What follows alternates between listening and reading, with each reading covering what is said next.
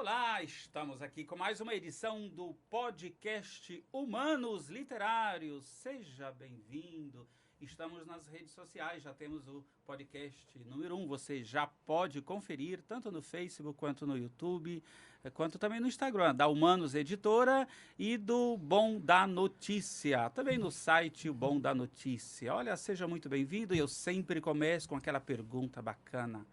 Como é que está a sua leitura? Eu quero falar um pouquinho com você agora sobre a importância da leitura. Muitas pessoas associam a leitura apenas ao fato de adquirir informação, o que é bom, mas ler tem impactos, traz impactos muito mais profundos e importantes do que apenas adquirir a informação. Até porque você também pode ler algo que não seja factual, não é uma informação necessária para aquele momento, mas isso contribui para a sua saúde. Olha, tem inclusive estudos científicos, a ciência diz muito sobre a importância. Eu trouxe aqui alguns pontos bacanas que valem a pena serem relembrados. Primeiro, quando você lê, você amplia o seu vocabulário. Uma palavra que você deixa de inserir no vocabulário é um pensamento subtraído, não tenha dúvida. Então, você amplia. Quem lê, fala melhor, escreve melhor, não tenha dúvida disso. Proporciona mais conhecimento. Quanto mais você lê, mais conhecimento você adquire. Outra, estimula a criatividade e a imaginação. Gente, são evidências científicas que mostram quando você lê série, quando você lê, né, tem o hábito de ler diferentes gêneros, inclusive, aguça, seja como escritor ou até para você delinear os seus projetos, você se torna mais criativo com aquilo que você tem que fazer no dia a dia. Relaxa a mente também quando você lê, reduz o preconceito. Olha que interessante, estudos feitos com a série Harry Potter mostram o quanto a empatia e a redução do preconceito ocorrem quando você ler apenas aquela série. Imagine tantas outras. Propicia mais reflexão, até para que você faça mudanças importantes na sua vida. Aumenta o processo empático, né? Precisamos aí normatizar a empatia. Muda paradigmas limitantes, porque você passa a ver mais a posição do outro, você passa a entender mais de outras culturas, outras formas de pensar, outras maneiras para se expressar.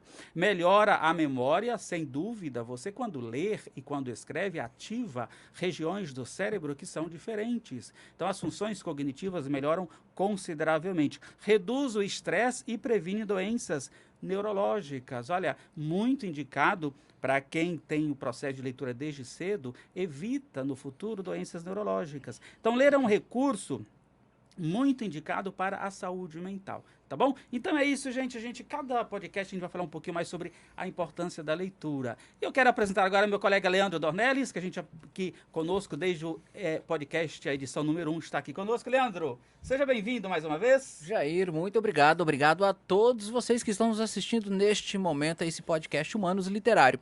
Jair, você falou uma coisa fantástica, Sim. né?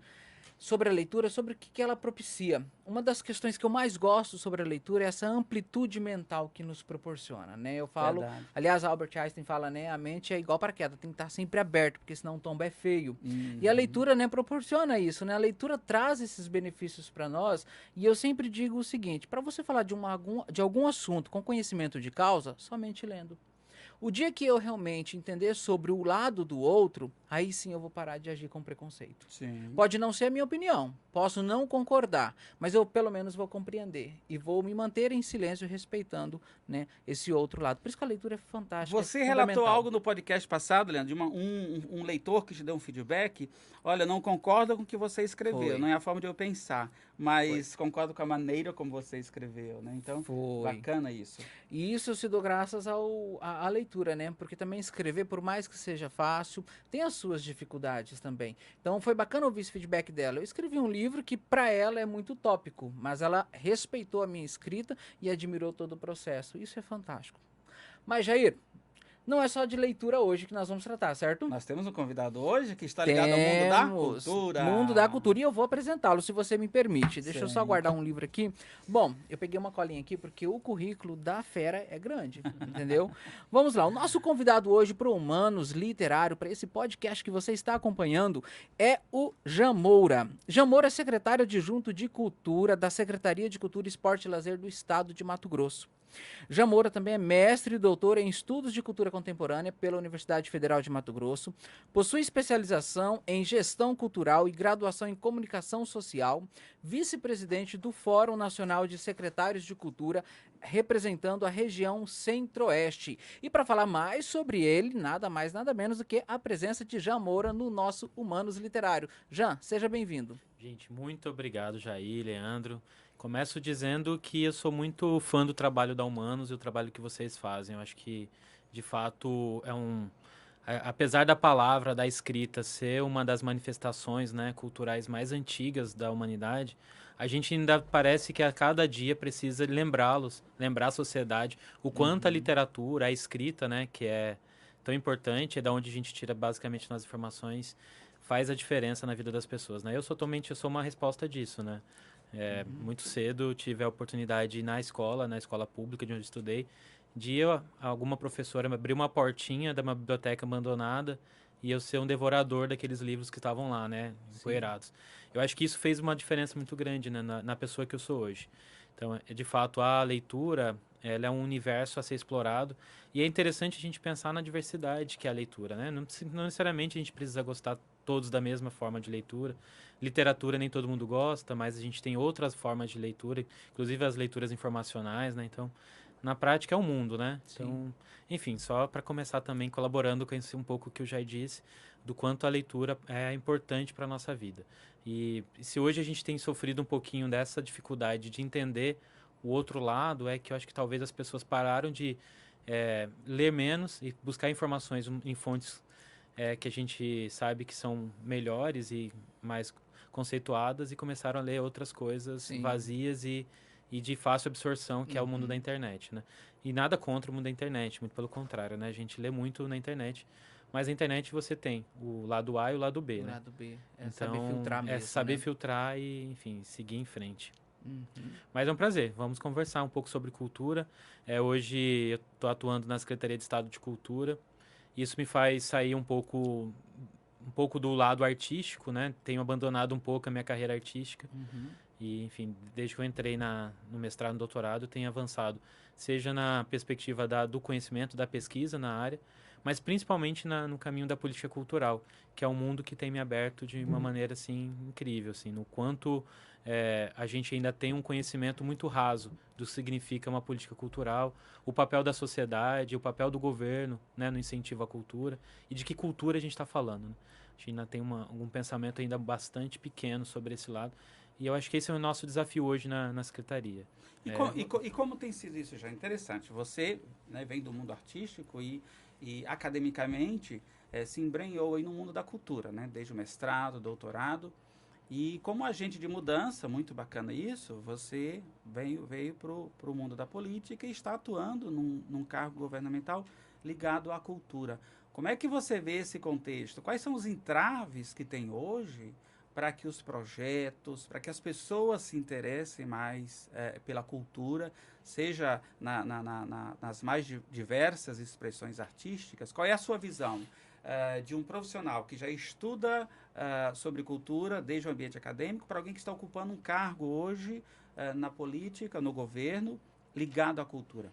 Eu acho que tem uma coisa que me incomoda muito e é o que mais me bate na minha cabeça, é que eu acho que a gente tem três pilares, três lados importantes dessa tarefa. Uma é os artistas, né? Que tem uma forma de pensar, tem a sua própria cultura, o seu modo de agir, enfim, a forma como eles se relacionam com o governo. Aí nós temos o governo, que também tem a sua própria concepção, enfim, tem toda a legislação pensada, e essa legislação não necessariamente dialoga com o poder público, com os artistas. Então a gente tem um muro separando esses dois entes. E um terceiro, que é o público, a sociedade de maneira geral, que não entende nem os artistas e que também não entende o poder público. Então eu acho que a nossa tarefa é esse elo de ligação entre esses três elementos, que de fato vivem em culturas totalmente diferentes, né? Os artistas criam e concebem e provocam a sociedade. a sociedade que tem suas próprias demandas, né? Que tem as suas próprias dificuldades. Você tem aí as suas primeiras necessidades que precisam ser atendidas, né? De saúde, alimentação, moradia. E a cultura sempre fica ali nesse reboque, ali no finalzinho, quando sobra. E o governo a mesma coisa, né? Então, nessa necessidade, nesse caminho de atender a sociedade que tem suas primeiras necessidades, muitas vezes tem com a relação com a cultura ainda como uma política acessórica, né? E eu não estou falando do nosso governo, que eu acho que a gente está tentando exatamente fazer o contrário. Mas, de maneira geral, se a gente olhar pela história da política cultural, história em outros estados e a nível nacional, a gente percebe que esses 3 elementos não estão ligados, né? E aí o papel da Secretaria de Cultura, primeiro, entender que cultura não é só o mundo das artes.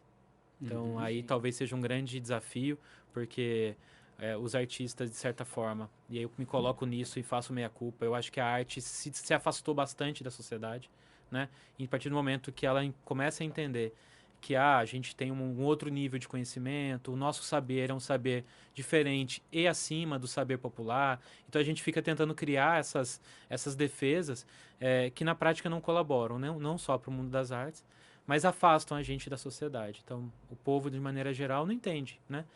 Isso a gente percebe, por exemplo, nas críticas que a gente vê nas leis de incentivo. As pessoas não entendem por que é preciso apoiar ou não um projeto, não sabe para onde vai o recurso, como é que esse recurso impacta a vida dessas pessoas. Então, há uma separação ali.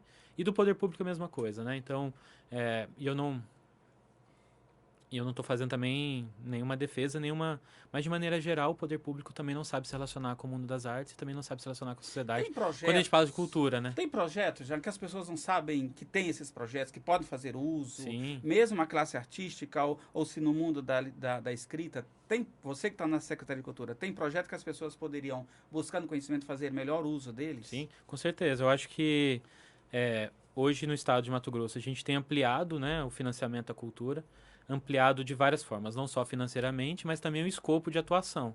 Então, talvez assim, de forma bastante ainda pequena, a gente tem atendido minimamente o mundo das artes, então o teatro, a dança, o circo, o cinema, a literatura, esse mundo das artes, né, ele de certa forma se relaciona um pouquinho melhor com as políticas de financiamento. Mas, por exemplo, a gente tem uma comunidade que é historicamente desassistida e que produz cultura talvez até mais com mais necessidade de intervenção pública do que é o mundo das artes, que, por exemplo, são as comunidades tradicionais, os povos e comunidades tradicionais, os ribeirinhos, né, os indígenas, os quilombolas, que na prática não sabem, por exemplo, que, primeiro, o que eles fazem pode ser acessado recurso público para a cultura, e quando sabem, há um mundo ainda a ser atravessado, porque a gente sabe muito bem o quanto é difícil acessar o recurso público, né? É burocrático, é cheio de regras. Então, política pública, talvez seja a política pública para a cultura seja tão desafiante para mim, porque me deixa tão animado, porque é um mundo a ser explorado, né? Fazer com que as pessoas tenham acesso aos recursos e às políticas para o financiamento, não só os financiamentos, mas garantir que as pessoas tenham acesso ao seu direito básico, que está lá na Constituição, né? Artigo 195 diz que todo mundo tem direito ao acesso à cultura e tem direito a se manifestar culturalmente e, enfim, e o governo precisa atender essa necessidade.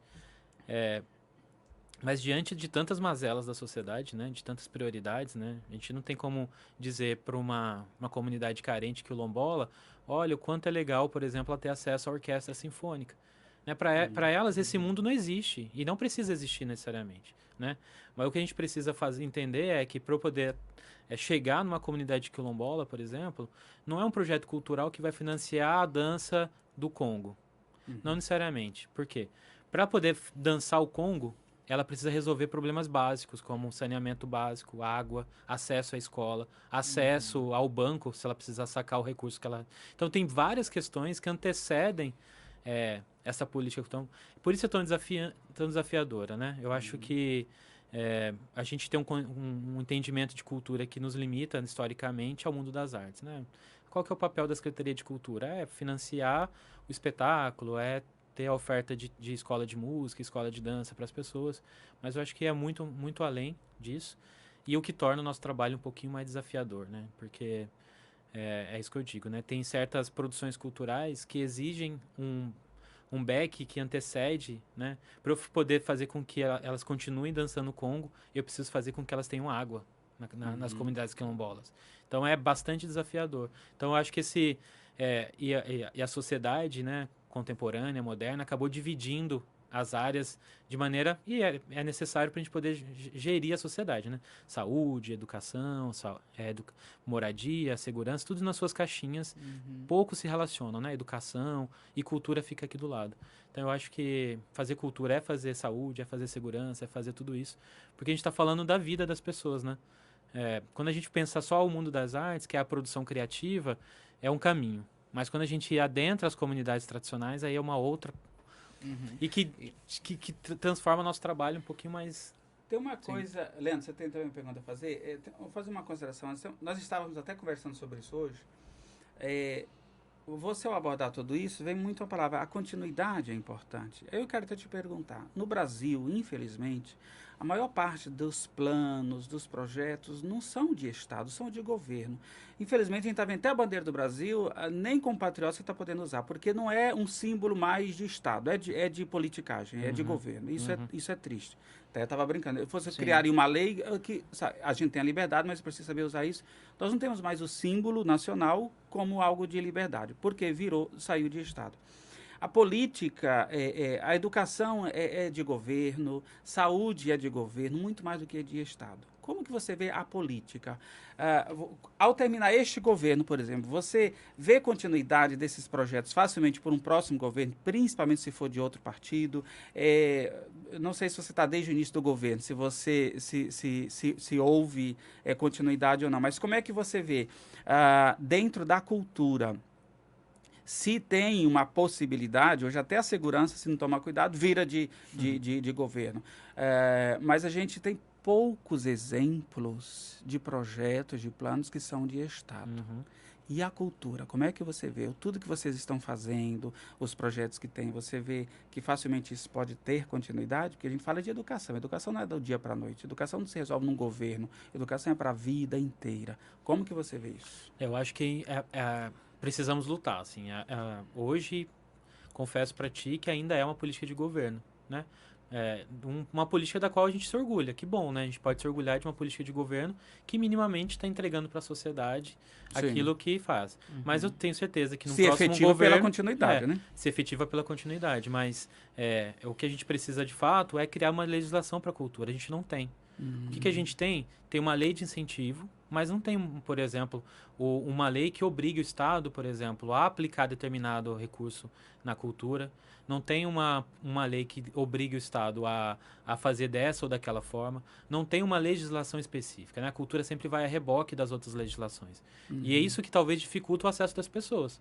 Porque se a gente entende que a cultura, fazer cultura e a gente entende, a gente sabe disso, né? Que fazer uma política de fomento à cultura é bem diferente de uma ponte, de uma construção de uma ponte, né? De uma contratação de uma merenda escolar ou qualquer outro serviço. A gente não pode utilizar a mesma Constituição para isso, né? Então não dá para utilizar, por exemplo, a lei de licitação que pensa de uma forma para a cultura, porque não faz o menor sentido. Porque a lei de licitação, ela pensa a melhor oferta no preço mais justo ou preço mais baixo, né? O melhor produto com o menor preço. Na cultura, talvez seja o contrário. Talvez o que a gente queira não é pegar o melhor produto. Eu não quero escolher o melhor livro. Eu não quero atender uma demanda já. Eu quero criar demanda. Eu quero construir uma política em que chegue para aquele ribeirinho, por exemplo, que não sabe escrever, mal sabe escrever o nome dele. Então, se ele mal sabe escrever o nome dele, como é que ele escreve um projeto para um edital? Não escreve. Logo, a gente acaba retirando o direito deles, né? Quando a gente cria um edital que, na prática, é um chamamento público para garantir a isonomia das pessoas, do acesso, e a gente faz isso de uma maneira... sem pensar as diferenças culturais de acesso, né, as questões sociais, a gente não está equalizando ou equilibrando o acesso. A gente está excluindo aqueles que não podem, não tem esse histórico, né, de educação. Então, é complexo, né? Então, não dá para utilizar uma legislação que pensa igualdade sem perceber as diferenças. E na cultura não dá para a gente pensar dessa forma. Para eu lançar um edital hoje, só para vocês terem uma ideia, né? O edital que a gente está fazendo agora a seleção. Um edital de 10 milhões. Um investimento que a gente se orgulha de ser histórico, enfim. E aí, de fato, a gente não teve história, né, nos outros governos de um investimento tão alto. Mas esse mesmo edital, a gente tem pessoas analfabetas se inscrevendo. pessoas semi-analfabetas se inscrevendo, pessoas com analfabetismo funcional se inscrevendo, pessoas que têm mestrado, pessoas que têm graduação, pessoas que são pós-doutoras, todas concorrendo teoricamente deveriam correr com pé igualdade se a gente não estabelecesse critérios sociais de diferenciação. Então, a gente tem cotas específicas, né, que garantem o acesso dos ribeirinhos, das culturas de matriz africana, das populações LGBTQIA+. Enfim, a gente tem ali alguns cercos que garantem minimamente que as diferenças sejam respeitadas. A equidade explica melhor do que só usar o termo igualdade. Mas na prática, isso não é o que a gente vê nas outras políticas, né? Então, se eu, por exemplo, perguntar hoje, tanto que quando a gente lançou um edital com critérios sociais e de diferenciação territorial e de classe social, a gente foi duramente questionado. Porque nos dizendo que a gente estava tirando a igualdade de competição. Mas é isso, nunca houve igualdade. Nunca houve. O que, na verdade, o que a gente está fazendo é garantindo essa igualdade de competição, fazendo com que todos tenham a possibilidade de ter acesso aos recursos públicos para o fomento da sua cultura, né? E pensar isso, né? Que cultura não é só o espetáculo de teatro ou o livro. É também o barco do indígena que tem que atravessar o rio para poder coletar suas sementes, levar seus filhos na escola. É também o poço artesiano do quilombo, né? Ou é o carro, né? O carro que vai transportar as pessoas para suas atividades da comunidade. Então, hoje a gente ainda tem uma visão muito eurocentrada da cultura, né? Que pensa a cultura só no mundo das artes. Então, tudo é isso, né? Eu vou fazer uma política para financiamento da cultura da população indígena, né? Dos povos indígenas. E aí lá eu fico tentando encontrar aquela manifestação que mais se aproxima da minha visão eurocentrada. Então eu vou lá e fico... para o indígena acessar o recurso da cultura, ele vai ter que ser um espetáculo de dança, tem que ser a dança deles, tem que ser a pintura corporal. Então a cerâmica, se a cerâmica for utilitária, não pode, mas se for uma cerâmica com pintura, aí pode, sabe? Então a gente tem tentado desconstruir um pouco essa coisa, que para alguns, as sociedades mais urbanas, a arte é a grande manifestação cultural. Para as outras populações, a cultura é a própria vida. E se é a própria vida, ela vai para além dessa visão reducionista que a gente tem, né, das artes. E as artes têm seu espaço, tem suas políticas também. Não é fácil viver de cultura nesse país. Eu não estou dizendo que a arte está resolvida. Não, claro que não. Mas a gente não pode utilizar o mesmo lente para olhar a arte para olhar a cultura de maneira geral.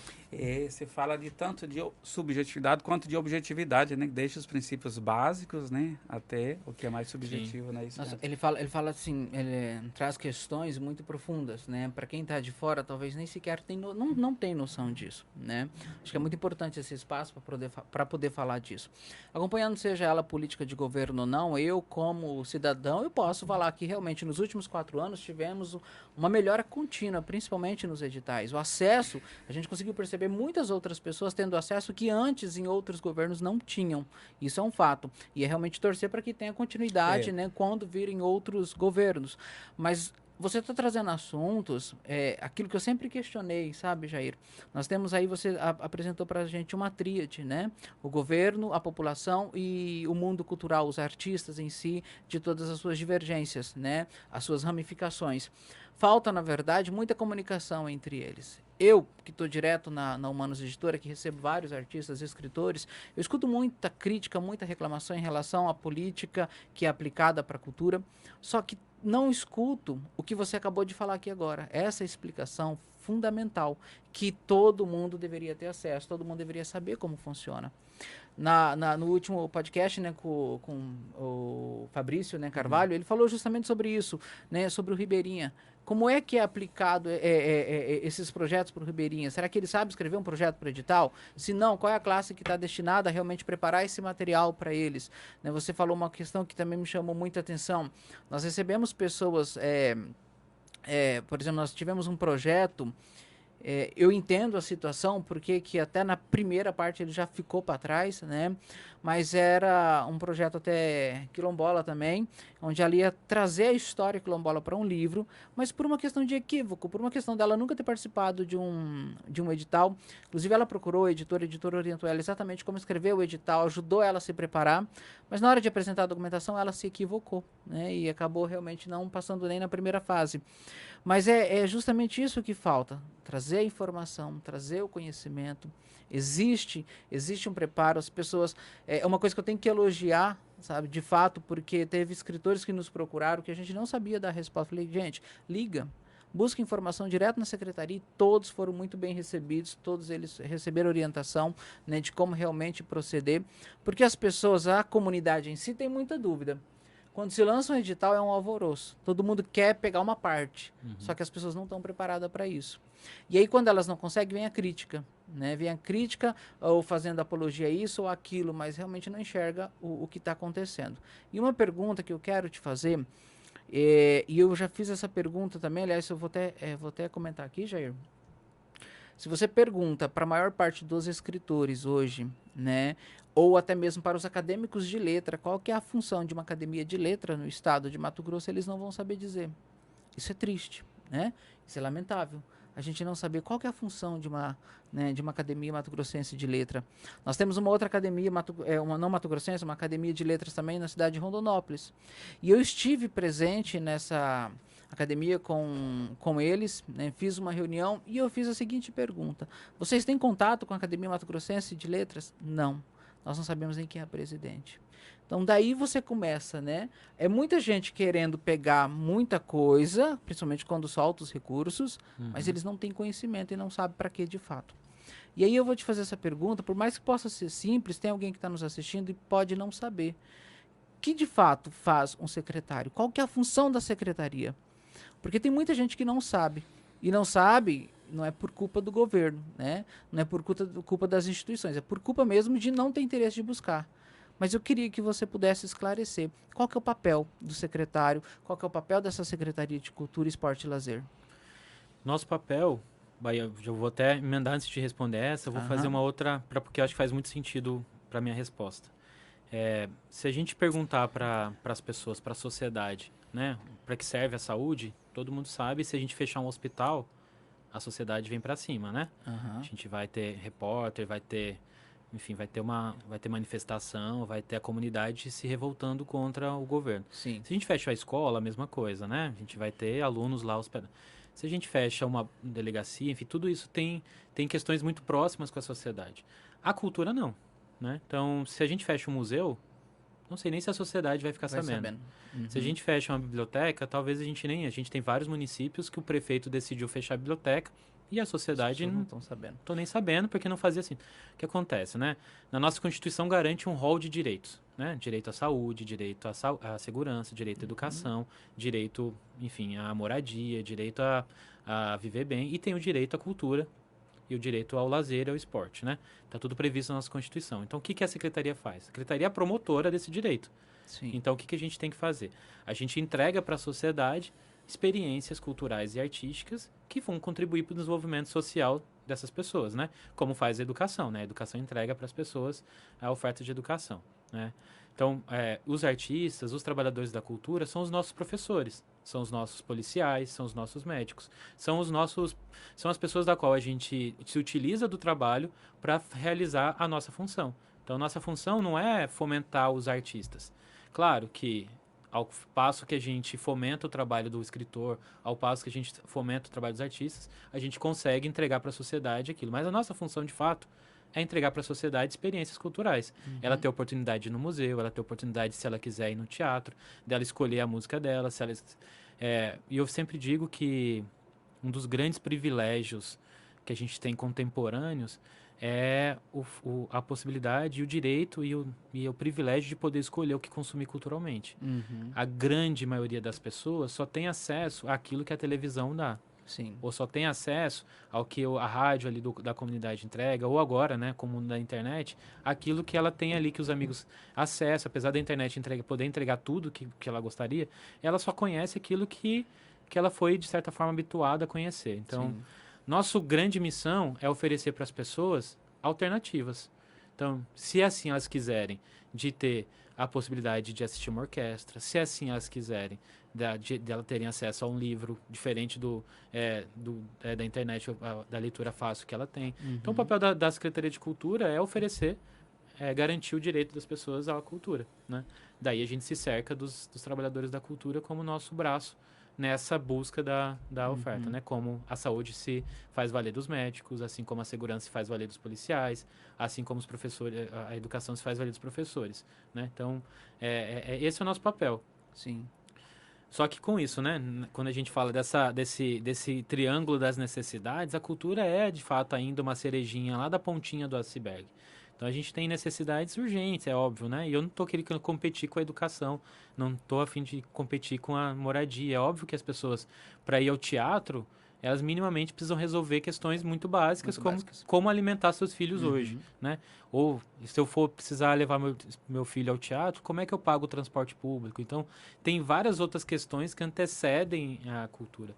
Mas a gente consegue fazer outras coisas, né? Então, a própria televisão cumpre esse papel, né? Porque ela está ali dentro da casa das pessoas, a internet. Então, há outros caminhos que a gente cerca, né? Mas eu acho que a cultura ainda é uma atividade para poucos.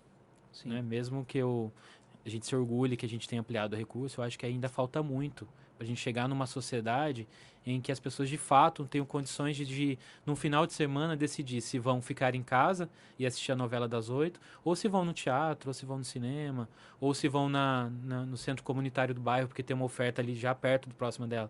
A gente não tem isso, né? Infelizmente. Que já é parte mais para aquela questão nossa pessoal mesmo também, não comodismo. A gente é muito acomodado, né?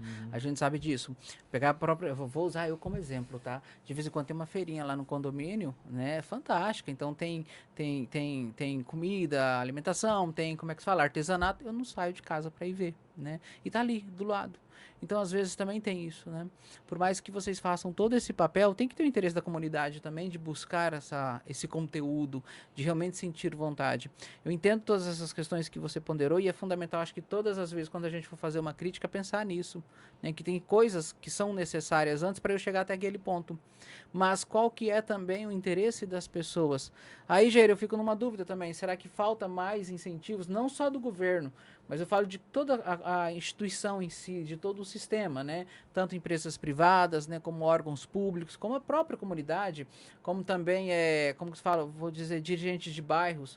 Falta isso também, né? Esse incentivo. Aí a gente volta a falar de uma questão muito mais profunda, que é a educação. A educação. Tudo é a educação. A pessoa que lê, a leitura, a escrita é uma questão de educação. Se a pessoa não foi educada para isso, ela não vai fazer.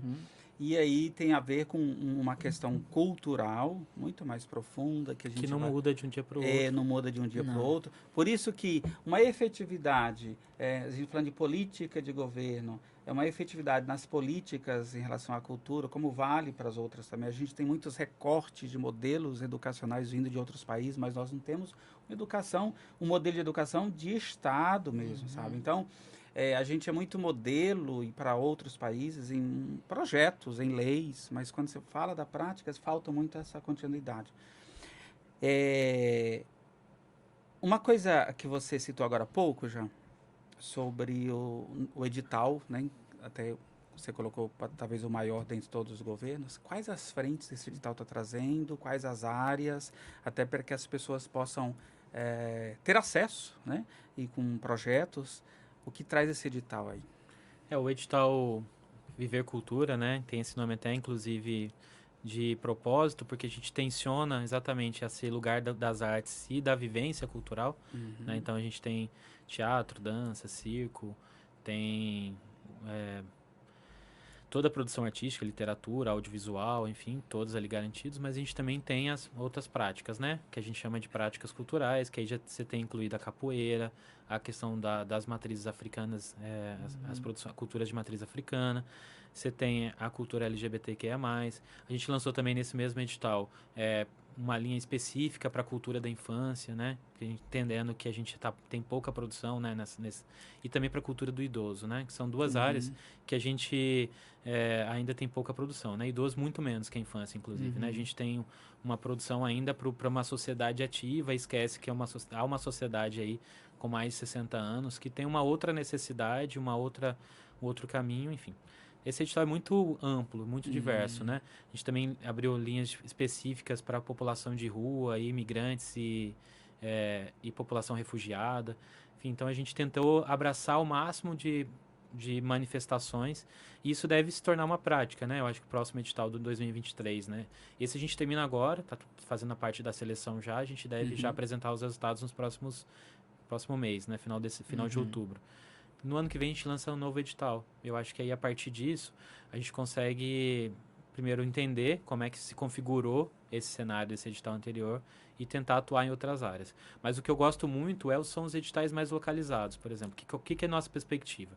A gente sabe que a cultura ainda é para poucos, né? Apesar de no último edital a gente ter batido um recorde de mais de 70% dos inscritos serem pessoas que nunca tinham tido acesso a recurso público.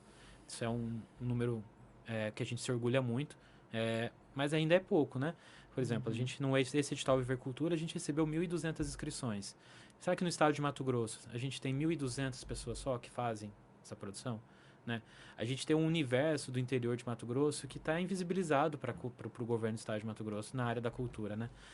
A gente tem escolas em todos os municípios, a gente tem postos de saúde em quase todos os municípios, mas espaços culturais, territórios culturais com incentivo do governo do estado, basicamente a gente tem na grande região de Cuiabá, em alguns poucos municípios do interior. A gente está falando de 141 municípios com a sua diversidade, né? Lá, com as suas dificuldades. Então, ano que vem a gente lança uma outra política, que é uma política mais territorializada, né? Por quê? Porque a gente sabe que esse acesso ao poder público do Estado ainda é para poucas pessoas, né? Então, como é que a gente vai fazer isso? A gente quer, no ano que vem, fazer o que a gente chama de transferência fundo a fundo. Então, a gente vai ter um edital aqui no estado para as grandes produções, para as produções mais encorpadas, né, que necessitam de um recurso maior, mas a gente vai ter uma política de descentralização. O que é isso? A gente vai pegar o recurso do Fundo Estadual de Cultura e vai dividir pelos municípios. Então, lá em Rondolândia vai receber um dinheiro específico para os projetos de Rondolândia. Ou seja, Rondolândia não vai competir com outro município, vai competir entre si, né, com a produção de lá de Rondolândia, para a oferta daquele município, para oferecer lá em Rondolândia manifestações para sua comunidade. Né? Então a gente não precisa, isso, né? O acesso à cultura é muito desafiador, né? A gente não frequenta, não lê, porque isso não faz parte da nossa vida. E não vai fazer parte porque um governo quis ou o governo fez mais ou menos. Não, isso é um processo, né? Quanto mais a gente precisa mais ofertar, mais as pessoas... E ofertar desde as fases iniciais, né? Então, lá na escola, na formação inicial, na educação, a gente tem que batalhar para que as aulas de artes e as aulas de leitura estejam garantidas, né? Sim. E a gente sabe que, muito pelo contrário, né? A gente tem caminhado para uma educação cada vez mais instrumentalizada, uma educação que não pensa fora da caixinha, sabe? Então, essa é a nossa grande batalha, fazer com que as pessoas, desde criança, tenham o contato com a cultura. Porque a gente sabe muito... Eu falo assim, né? Com a cultura, não significa que elas não tenham cultura, né? Não é isso. Com as manifestações, né? Com a produção artística, com a produção cultural, porque a gente sabe o quanto isso é transformador na vida das pessoas, né? A leitura, a gente estava aqui falando disso, quanto a isso muda radicalmente, pode mudar radicalmente a história da vida da pessoa, né? Sim. Então, a gente precisa fazer com que o recurso chegue lá na ponta, ainda mais do que já chegou. A gente saiu de 10 municípios no primeiro edital para 20, hoje a gente já bateu 90 municípios. Mas eu ainda acho pouco, né? A gente quer chegar nos 141 municípios. E a gente só vai chegar quando esse recurso for direto lá para a Prefeitura Municipal de Rondolândia, para a Prefeitura Municipal de Araguainha, né? Que é o menor município de Mato Grosso. E esse recurso está lá na conta da Prefeitura e eles poderem fazer um edital localizado, com busca ativa, com recepção desses proponentes, né? Com ajuda nossa, é óbvio, né? E é uma política de transferência fundo a fundo, que a gente chama, e vai ser uma política de co-investimento. Então, para cada R$1 que o município colocar no Fundo Municipal de Cultura deles, o Estado vai colocar de R$1 a R$4. Sim. Então, a gente vai poder fazer com que esse recurso, de fato, chegue lá para o pequeno artesão, lá do Araguainha, que tem uma produção muito localizada, que atende ali sua comunidade. Então, aí sim, a gente vai ter a oportunidade de, se a pessoa assim o quiser, lá em Araguainha, ter opções culturais para que ela possa ter uma oferta, né? É interessante essa territorialização, porque é exemplo de outras secretarias, em muitos municípios, pequenos inclusive, sempre volta o final do ano, isso ocorre em âmbito federal, estadual e municipal. Voltam recursos por falta de projetos, por falta das pessoas fazerem uso. Tem algum mecanismo da Secretaria de Cultura para que esses recursos não também voltem por falta das pessoas saberem? Tem algo no sentido de sensibilização, divulgação mesmo? Uhum. Vai ter algo nesse sentido? Foi pensado isso? Desde o nosso primeiro edital do nosso há 3 anos atrás, né, 2 anos atrás, a gente lança junto com o edital uma série de capacitações segmentadas, né? Então, lançamos o edital hoje. Amanhã a gente já está em live aberta com as pessoas tirando dúvidas. Nossos centrais de atendimento todas ficam disponíveis. E a gente tem feito um trabalho que é diferente, né? Que é um pouquinho mais ousado, que é capacitar os gestores municipais. Né? Ou seja, o Estado não consegue chegar lá na ponta. Sim. O Estado não está lá presente no cotidiano das comunidades. Mas posso preparar o gestor municipal, porque lá o polo pode receber os artistas lá. E a gente conseguiu isso, né? Sair de 20 municípios para 90, sair de 200 inscritos para 1.200. Então a gente tem exatamente, eu acho que isso é resultado desse processo de cada vez mais que a gente só vai dar acesso às pessoas se a gente bater na porta delas e ajudá-las, porque é histórico, né? Sim. Esses índices são bacanas, né? Olha, é bem ascendente mesmo, né? Exatamente. E a gente tem esse orgulho. Eu acho que ainda é pouco, né? E nunca vou ficar satisfeito, né? Porque eu acho que é a insatisfação que nos mobiliza a fazer mais. Então, não vou dizer assim, fizemos... Apesar de a gente ter orgulho e bater no peito que a gente tem feito um trabalho diferente, mas eu acho que a grande diferença talvez nem seja o recurso, o volume de recurso. Acho que talvez a grande diferença da nossa gestão, né, seja a forma como a gente faz, né? Tentando democratizar. As pessoas têm dificuldade de escrever um projeto. Por que ela tem dificuldade? Porque ela não sabe o que significa a palavra justificativa, objetivo geral, objetivo específico, planilha orçamentária, cronograma e metodologia. Isso é uma palavra que exclui, isso aqui é academicista. Né? A gente que passou pela faculdade, a gente passou pela faculdade, fez mestrado, fez doutorado, tem dificuldade de saber qual que é o objeto da nossa pesquisa. Quem dirá o ribeirinho que está lá na ponta, que é expert, tem o seu saber popular, que sabe de muito mais de medicina, enfim, faz uma cerâmica, um trabalho incrível, mas ela não sabe o que é um objetivo, o que é uma justificativa. E a gente mudou, né? Em vez de colocar justificativa, a gente faz perguntas. Por que seu projeto é importante? E eu duvido que um ribeirinho não saiba por que o projeto é importante. Sim. Ele sabe que esse projeto dele vai mudar a vida do filho, vai mudar a vida dos netos, né? Ele sabe como é que o saber tradicional dele é repassado. Então, a gente mudou, né, a forma como as pessoas se escrevem. E é uma mudança simples, mas que, de fato, impactou. E a gente tem, né, notícias que isso muda, né? Então, em vez de perguntar justificativa, a gente pergunta por que é importante seu projeto. Metodologia, em vez de falar assim, metodologia, né? O que é metodologia, né, na cabeça do... Né? A gente pergunta, como é que o seu projeto vai acontecer? Que dia? Quando? Em qual local? Mais, né, É muito mais simples, né? Então, para que a gente vai afastar, né? Então, e a gente tem buscado outras formas, né? É bem possível que os próximos anos a gente já lance editais em que as pessoas possam fazer defesas orais, não só defesas escritas, né? Então, pensando nessa modalidade, né? Que a gente vai continuar e diversificando, né? A gente tem uma batalha aí na Assembleia Legislativa, aprovar ampliação do nosso fundo e as políticas de financiamento para o pequeno, para o médio, para o grande produtor, que são diferentes, né? As populações visibilizadas e os grandes produtores de arte são caminhos diferentes, então a gente tem que tratar as diferenças nas suas diferenças. E a gente quer também lançar uma legislação de fomento de captação de recursos via isenção fiscal. Que aí a gente consegue, por exemplo, garantir que o grande produtor de shows, né, os shows nacionais, que são importantes porque o show nacional, ele movimenta o hotel, movimenta a rede produtiva da cultura, contrata a equipe de som, de iluminação, enfim. E a gente sabe que em muitos municípios o aniversário da cidade é a única experiência cultural que aquela comunidade inteira vai ter ao longo do ano inteiro. Então eles esperam o aniversário da cidade para ir num grande show. Então a gente não pode tirar esse direito deles, né? Então, mas como é que eles podem ter acesso a isso?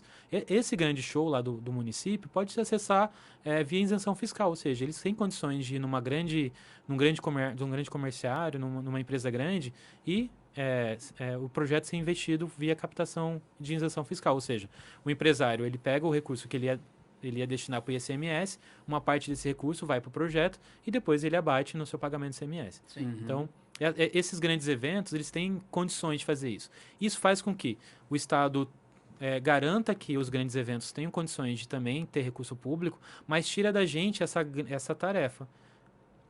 Enquanto isso, a gente atende aquele que não teria condições de fazer a mesma coisa, porque, primeiro, é uma outra forma de lidar, né? A forma como eu lido com as comunidades quilombolas é uma outra jeito de lidar. Então, não dá para exigir que um projeto de uma comunidade quilombola vá bater numa cervejaria para captar recursos. Então, a gente tem que ter esses braços diferentes. Um braço do fundo, um braço da captação direta. Então, esses são os desafios que a gente lança nos próximos anos, né? E não é muita coisa para fazer ainda. Né? E acredito que será muito bem aceito. Oi? A gente vê que é bem amplo, né? O papel e a responsabilidade, até na pergunta que você fez, da Secretaria, que além de Cultura, de Esporte e Lazer. Jair, você falou de amplo, eu quero até fazer uma pergunta para ele. É uma questão pessoal, tá? Você falou qual que é o menor município? Araguainha. É em população ou em território? Em população. Eles têm, acho que 980 habitantes, se eu não estou enganado. Você já sabe, né? É menor. Chupa essa manga, Neliton, tá vendo? Porque falava que eu morava no município menor do estado de Mato Grosso. Qual que é? Vale de São Domingos. Não é o menor. Não é o menor. Não é E o mais engraçado é que Araguainha foi até um case nosso interessante, porque assim, esse política que eu falei para vocês de transferência fundo a fundo vai exigir que é o grande sonho do Sistema Nacional de Cultura, né? Uhum. Muito sonhado ali no governo Lula, que foi construído o Sistema Nacional, em que a gente teria responsabilidades a nível federal, estadual e municipal, né? Como é o Sistema Nacional de Saúde, né? Em que o governo federal faz transferência para o Estado faz transferência para os municípios. Então, é isso que a gente está fazendo, é colocando em prática o Sistema Nacional de Cultura. Enquanto a gente ainda não tem um Sistema Nacional, porque, enfim, houve um interrompimento nos últimos 4 anos, né, das políticas todas de cultura, a gente vai tentar fazendo aqui aquilo que foi sonhado muito atrás por Gilberto Gil, enfim, todos os secretários da época, né, que é exatamente isso, né, fazer com que o recurso chegue territorializado, porque é outra prática. Só que os municípios precisam se organizar, né, precisam também criar o que a gente chama de CPF da cultura, que é o combo Conselho, Plano e Fundo, né, Conselho de Cultura, plano em que direciona ali as políticas, para que aquele recurso vai ser utilizado, enfim, e o fundo que possa separar da conta do município os recursos que são específicos para o fomento à cultura. Então, a gente tem aí o CPF da cultura. A Araguainha, apesar de ser um pequeno município de pouco menos de 1.000 habitantes, eles conseguiram esse ano regularizar o seu CPF. Então, eles estão integrados já no sistema. Então, nossa transferência fundo a fundo vai ser específico para os municípios que se regularizaram. Por que a gente diz isso? Porque, primeiro, o município precisa entender que é papel também do município, da prefeitura e não só do governo, investir em cultura, né? E a gente recebe, assim, todo dia, toda semana, secretários, prefeitos pedindo recurso para a cultura porque eles não têm, ou porque o dinheiro que eles têm eles vão aplicar em outras áreas e não na cultura. Então, e aí eu sempre cobro dos prefeitos, tá? A gente vai entrar, a gente vai financiar o projeto do senhor sim, do município. Mas quanto que o município vai entrar? Que eu acho que é importante esse compartilhamento de responsabilidade. Entender que quando o município, um prefeito fecha uma biblioteca, ou não incentiva o grupo de teatro do município, ou não tem uma escola municipal de cultura, ela está retirando o direito daquelas pessoas de lá do município a um direito que deveria ser e é garantido por lei, mas que muitas vezes a gente não cobra, porque de fato é isso, né? Há um mundo a ser cobrado, né? Se eu não tenho assistência básica, como é que eu vou cobrar cultura, né? Então, sim. Jair, você tem uma pergunta também? Eu tenho uma pergunta para ele que não pode faltar. Essa não pode. Então, até para a gente poder finalizar. Deixa eu só te perguntar o seguinte. A gente define muita causa literária que está dentro de todo o contexto aí, né, da cultura. Lei que foi intitulada com o nome da nossa querida professora Marília Beatriz. O que você pode falar dela ela foi aprovada esse ano, né? Então eu penso que a partir de 2023, né? Tem bem mais. Mas até para orientando as pessoas, o que traz a Lei Marília Beatriz? O que você pode abordar para a gente sobre os benefícios dela? Antes dele responder, gente, isso é para provar que nada aqui é combinado, tá? A gente não se comunicou, era a mesma pergunta que eu ia fazer, tá? Sincronia é isso, viu? Exatamente. Tudo bem.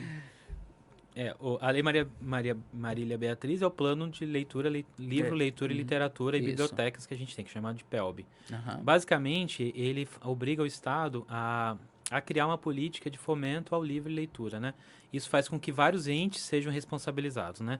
Tanto a Secretaria de Cultura, como também a Secretaria de Educação, e a gente envolva diretamente os entes que estão ligados à cadeia produtiva do livro, né? Que é as editoras, os escritores, enfim. Então, a gente tem um grande conselho, e esse conselho tem a primeira missão, que é criar o plano necessariamente, né? O plano de ação. A gente tem um plano com várias metas, mas eles precisam criar um plano de ação. Que é dizer, o que a gente vai fazer nos próximos 10 anos para ampliar o acesso das pessoas ao livro? Né? Quantas bibliotecas a gente tem que criar? Quantas editoras a gente tem que financiar? Né? Qual que é a participação da editora? Como é que o Estado, por exemplo, pode potencializar o trabalho das editoras locais ao comprar os livros da editora, ao invés de fazer uma grande licitação nacional em que vai comprar de uma editora fora? Então, há um amarrar de ações que para mim talvez uma das grandes leis que a gente tem nos últimos anos, assim, né? Sim. Que foi desenhada a várias mãos e há 10 anos tem sido cozinhada, né? Ali, né? Então, ela entra já de uma maneira atrasada, mas necessária, né? Então, a gente tem bibliotecas em todas as escolas. Mas todas as bibliotecas das escolas têm livros de autores mato-grossenses? Provavelmente não. Provavelmente não, é certeza que não. Então, por que no cotidiano, né, da aula de português, de literatura, não se utilizam autores locais para se debater literatura? A gente conhece muito do que é escrito fora. A gente conhece muito da literatura europeia, da literatura, né, dos outros lugares. Só que a gente conhece nada sobre a literatura que é feita na nossa comunidade. Então, o PELB é exatamente isso. Trazer para a gente um olhar para dentro.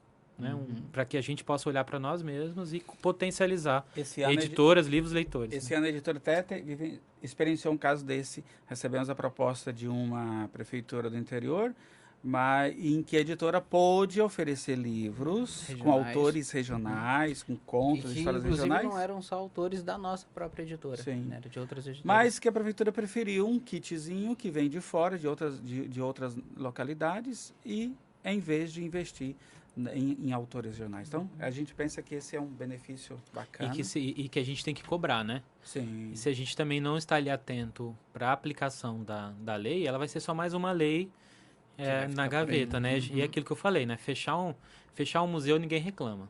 Fechar uma editora também, quem vai saber? Então, a gente precisa estar atento a isso, né? A maior parte das pessoas não sabe nem quem tem editora no estado de Mato Grosso. Você pergunta, você publicou seu livro onde? Editora de São Paulo, mas tem editora em Cuiabá, em Mato Grosso. Nossa, eu não sabia. Mora na própria capital e não sabe que tem editora aqui. E alguns que vê editora e pensam que é de São Paulo. Também tem. Aliás, a Humanos parece que ela não nasceu quanto mais Cuiabá, o livro for, quanto mais qualidade o livro tiver, mais fora ele é. Porque as pessoas não acreditam que o Estado é capaz de produzir livros com tanta potência e qualidade. Leandro, vamos indo para o final, então? Sim. Por mim eu continuaria mais tempo, mas a gente tem tempo, né? Já tem tempo. João, gostaria que você deixasse suas considerações. O objetivo do Humanos Literário é sempre trazer entrevistados, escritores, não as pessoas ligadas ao universo, ao mundo da cultura, da escrita, da literatura. Então é importante ouvir de você, né, que representa hoje a Secretaria de Cultura, sobre a importância do que é ler, do que é escrever. E você não caiu de paraquedas, você tem a sua vida construída em cima, né, da cultura, tanto do mundo artístico quanto academicamente você estudou. Então é importante uma fala sua, consideração sua sobre isso que faz parte da nossa vida, deve fazer como processo de educação. A gente não tem que prestar contas a ninguém. A gente, às vezes, conversamos com adolescentes, temos adolescentes escritores, que contam que leram O Pequeno Príncipe lá na infância e detestou aquilo. Mas agora, ao ler com outro olhar, por prazer, dopamina vem e aí é diferente. Então, quer dizer, a importância da leitura, da escrita associada a uma relação de prazer, né? Não uma relação de obrigação. Então, é importante sempre que a gente faz considerações sobre isso, sempre a gente contribui de alguma maneira. Com você, esses minutos finais aí. Antes de encerrar, dizer que nem falei um pouco sobre isso, mas é importante a gente lembrar que a cultura, além do poder simbólico e cidadão, de visibilização de identidades, identificação, também tem o seu poder econômico, né? Então, a gente está embatalhado bastante no governo do Estado de Mato Grosso hoje, uma política de transformar a nossa cultura em um vetor econômico de fato, né? Em que as pessoas possam viver e ver bem do seu trabalho, né? Para que elas possam, né, ter condições de, com sua atuação no teatro, com a sua atuação na literatura, com a sua atuação na música, poder viver bem, alimentar seus filhos e ter condições de sonhar um mundo melhor, né? Então, e a cultura tem esse poder, né? Só que só tem esse poder se a gente tiver as políticas de financiamento, né? As políticas de incentivo, como tiveram outras áreas, outros segmentos econômicos, né? O agronegócio só é agronegócio porque teve políticas de incentivo, né? Os serviços, as indústrias, só são o que elas são porque em algum momento o governo entendeu que era importante as políticas de incentivo, que é abatimento de imposto, né? Que é recurso, que é é empréstimo, que é investimento, né? Investimento é recurso mesmo, né? Acho que eu sempre gosto de dizer que artista, o trabalhador da cultura, adora palmas, adora tapinha nas costas, adora reconhecimento. Mas o que de fato vai mudar a vida e a trajetória dessas pessoas é o investimento público, é a intervenção do Estado, é dizer, capacitando, fomentando a sua produção, pegando sua produção e colocando em outros cenários, né? Levando para fora, enfim. Então, há uma dimensão econômica que a gente também que eu acabei não falando muito aqui, mas é bacana porque até quebra o estigma de que artista não trabalha, Exato. de que é só viver da arte, é algo só de ideologia, mas é algo que fomenta Muito e faz pelo parte, contrário. sim. Há estudos, né, hoje já, que a cada R$ 1 investido nas atividades culturais retorna para o governo em forma de impostos R$ 1,70. Então, a gente está falando de não um saco sem fundo, como a gente gostaria, que a gente ouve falar muito, ou a gente ouve muito falar que, né, que os artistas mamam, enfim, né, aquelas lorotas todas que são feitas exatamente para eludibriar o entendimento comum e fazer com que tenha um dirigismo político. Mas a gente sabe muito bem que cultura é uma área econômica importante e a gente não está só transformando a vida das pessoas intelectualmente ou socialmente. A gente está pode transformando... ser sustentável, né? Vai ser sustentável e as pessoas vão poder viver bem disso quando a gente fizer o nosso papel, né? O papel do Estado, o papel das iniciativas privadas, enfim. Então, tem aí vários elementos que nesse combo que precisam ser ativados. O PELB, a gente falou sobre isso, ele tem um pouco a ver com essa necessidade, né, dos escritores poderem viver da sua renda aqui no Estado. Isso vai fazer com que o Estado compre das editoras, que esses autores estejam nas escolas, não porque a gente quer... Também, né? Óbvio que a gente quer conhecer o que é produzido aqui no Estado, mas com que a gente faça com que esses autores recebam e possam viver da sua produção, né? E a gente precisa contribuir com isso. E falando agora da leitura e o papel da leitura, eu queria dar terminar com o meu depoimento, né? Eu vim de uma comunidade periférica, né? Enfim, nasci no Porto, cresci no Porto. Meus pais eram pequenos comerciantes, né? Donos de bares. E minha vida provavelmente terminaria como terminou a vida terminou assim, né? Os sonhos terminaram logo no ensino médio, como terminou vários dos meus amigos, né? Que logo as meninas engravidaram, logo os meninos pegaram um subemprego em qualquer outro lugar. Mas eu tive a oportunidade, por conta da cultura e do acesso à informação, porque em determinado momento uma professora me mostrou a biblioteca e disse assim, olha, veja esse universo aqui, e o quanto aquilo foi mudando a minha vida, né? Não só o livro, mas também o teatro, as artes, né? E a gente sabe que, lógico, que não é só a cultura que faz isso, né? Não é só as artes que mudam a vida das pessoas. Mas a cultura pode, sim, mudar a vida de muita gente. E a leitura não é só da cultura, né? Não é só a literatura, né? A gente pode, numa biblioteca, ter acesso a uma riqueza de produções de todas as áreas possíveis. Então, ler é fundamental, né? E hoje a gente pode ler de tantos formatos, a gente pode ler no livro, né, impresso, a gente pode ler na internet, a gente pode ler no celular. Então, a leitura é talvez o grande transformador, né? Não é à toa que a Bíblia é escrita, né? Que a gente tem tanto essa relação com a escrita, né, com o livro, né? E está na hora de a gente pegar esse poder da palavra e lembrar que a palavra pode ser também dos nossos autores, né? Que, enfim, tem um mundo a ser explorado e o livro, a cultura e a arte é, sim, a grande ponte de transformação da vida das pessoas, como foi a minha, né? Foi por conta de uma professora que me mostrou a biblioteca que eu pude fazer ensino médio, que eu pude fazer mestrado, que eu pude fazer doutorado. Né? Foi naquele momento em que eu entrei numa sala escura, cheio de poeira, que eu organizei os livros da escola, que eu pude ter acesso àqueles livros e compartilhar com os meus amigos, que a minha vida muda, né? E eu deixo de ser só mais uma estatística e passo a ser, né, hoje, um secretário, ou ter a possibilidade e o privilégio de ter estudado como eu estudei. De mudança, né? E que bom que você pode ver para aquilo com outro olhar, né? E isso realmente deu E a gente quer que outras pessoas passem pela mesma... tenham o mesmo processo, né? E tenham o mesmo privilégio. A gente ainda tem... Realmente, a gente sabe que a educação nesse país é privilégio para poucos, mas a gente vai lutar para que seja cada vez mais para mais e mais pessoas, né? Muito bem, vamos conseguir. Queremos agradecer pela sua participação aqui, pela sua contribuição. Não é isso, Leandro? Já eu estou profundamente muito feliz. Triste porque o tempo passa rápido, né? Na verdade, a gente teve uma aula com você aqui. Eu, sinceramente, estou relacionado à cultura, estou ligado ao mundo da escrita já há 10 anos com o Anos Editora. E você trouxe tanto conhecimento que até então eu não tinha. né? Então acho que por isso que é importante esses bate-papos, né? Vamos marcar outro programa para você poder vir aqui, né? Para a gente poder falar dessa continuidade, falar também dessa parte econômica que é fundamental. Eu sempre falo na editora também, né? O quanto que a escrita também, ela tem um poder econômico fantástico para o nosso estado. Então é bom a gente continuar falando disso, Acho né, que é Jair? podcast, post-aula. Isso. Pode-aula, né, Leandro? É isso aí. Já Gente, obrigado pela parceria, obrigado que pela agradeço, participação. E estamos de portas Só abertas chamar para que eu tô você. aqui. Bacana. Combinado, então. E pra gente terminar, Leandro, vamos terminar falando deste livro que versa Bardos em Linhas. Já teve no lançamento, né, João? Quando foi o lançamento mesmo? Foi mês passado? Foi dia 8 do mês passado. Dia 8 de Aí setembro. quando você fala, a pessoa não sabe o mês passado, é mês passado. Já passa tempo, fala tempo, passa rápido, né? Gente, olha, para quem gosta de poesia, de versos, e este livro aqui traz também aqui o trabalho da primeira drag escritora de Mato Grosso, Anélio Inter. É um trabalho fantástico, né? Temos aqui também promotor de justiça, só para ver, pessoas donas de casa, né? Estudantes. Temos um adolescente de 14 anos, que é a primeira escrita também, dele, né? Então, gente, é isso.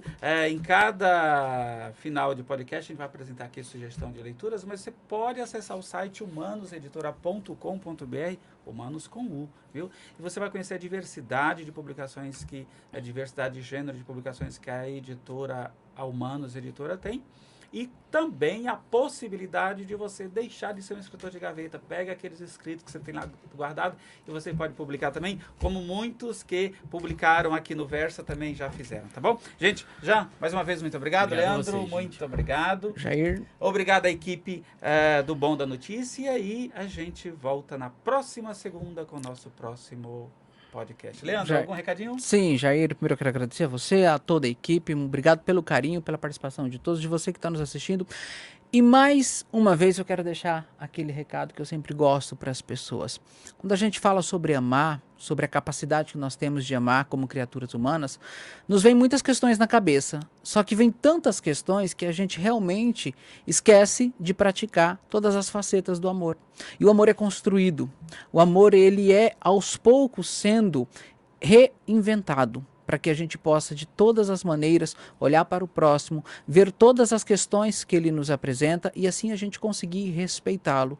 Mas não só respeitá-lo por uma coerência de uma comunidade, mas respeitá-lo por um sentimento de amor, por um sentimento verídico de que estamos todos no mesmo planeta Terra, na mesma escola, com a missão de evoluir, crescer, prosperar, ajudar, auxiliar. Então olha para quem está do teu lado, dê um abraço, dê um beijo no rosto, diga que ama. Não importa se é teu pai, se é tua mãe, se é teu amigo, se é um estranho. Quando você expressa esse sentimento nobre, mais pessoas acabam sendo afetadas por este sentimento. Se torna uma corrente positiva, de energias positivas, e não é uma energia utópica, muito pelo contrário. Aliás, se o mundo vivesse de utopia, talvez nós teríamos condições bem melhores, né, de respeitar o outro ser humano. Mas é isso, gente. Um beijo no coração de vocês. Até o próximo podcast Humanos Literário. Muito bem.